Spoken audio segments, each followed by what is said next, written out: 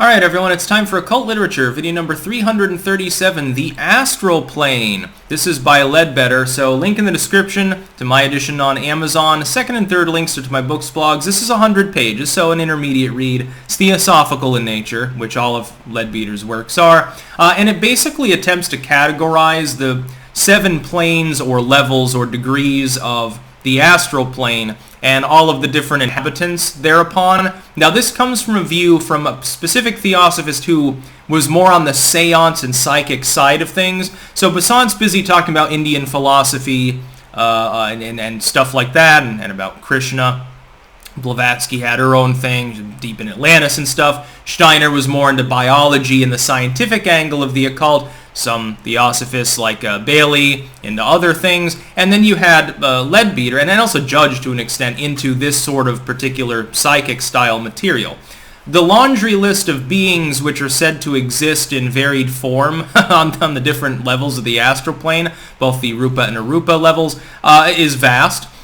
For instance, you have literal psychic vampires spoken of, and in the form of actual cadaveric entities that sort of have transmogrified their soul through black magic or through negative karma, and now literally drink blood. This is considered to be orthodox according to Ledbetter. He's not being facetious when he says that he actually believes that in certain remote parts of the world where you don't practice cremation or positive religions, that vampires are still a thing.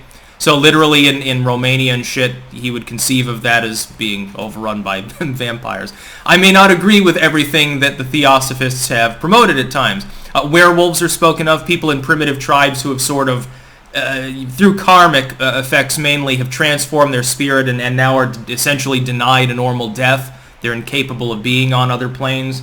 Then you have the devas, which are rendered east to west from being basically divine entities into being spiritual astral beings. Not always positive, but more enlightened and powerful than man. You have different degrees of humans, people who died in different ways, people who had different practices, different lives. For instance, the intellectual is put above the basic individual.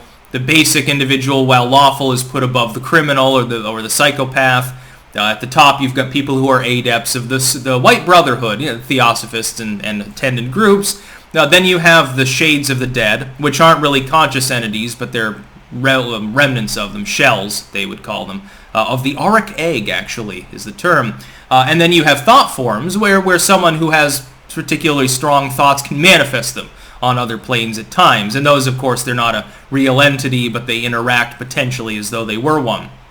Talks about cryptids, or at least here's the interplay. Some theosophists use terms like elemental spirits, but they took it out of the realm of the elemental spirit as would be, say, under Hermeticism, and out of the realm of cryptozoology as would be more modern, with gnomes and fairies and nymphs and stuff, and relegated it to the astral. So it's basically, they're in a different realm. They can cross over kind of with the physical realm if they want to, but they're typically avoidant. This is why you don't see many fairies anymore. They've gone back to the astral realm.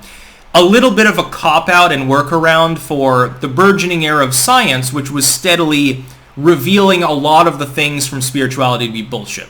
Like the existence of the dragon up on the mountain. Well, the whole mountain has been scouted. We've scoured every cave and there's no dragon there. But we did realize that roaring sound that you hear is because of a specific geological trait between a couple of chasms with high wind conditions coming from the northeast.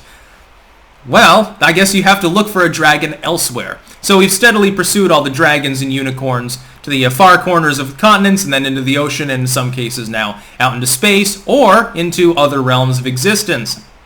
That being said, still a fantastic work, very interesting. If you're into the weirder side of the occult, this is one of the best works I've edited in years. So I do highly recommend it, and some of the material in it, of course, in the sense of astral travel, I've had some weird experiences with something roughly akin to that in description. So I'm not necessarily a disbeliever in the idea of entities on other levels of consciousness. I don't believe in literal blood-drinking vampires, though. Just to be clear, that goes a little bit beyond, but it's getting on towards Halloween. You believe more and more in these things as October 31st approaches, probably. So again, a link in the description of my edition of this work on Amazon. Second and third links to my books, blogs. Goes squarely in the religion sector because that's where I put most of the theosophical works, unless they're on the anthropological side. That's about all. Peace out.